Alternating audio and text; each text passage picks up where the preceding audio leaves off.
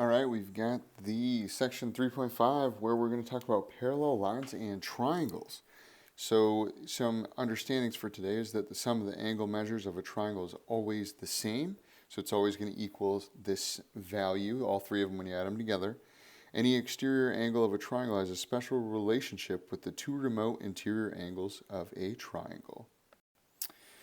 So postulate 3.2, remember a postulate is a given fact, so we are accepting this to be true. So through a point, not on a line, there is one and only one line parallel to that given line.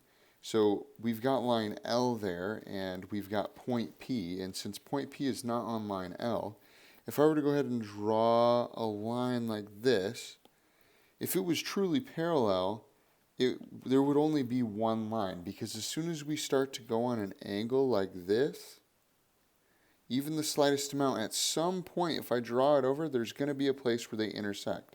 So there's only one line where it could possibly be where those are parallel and it goes through point P.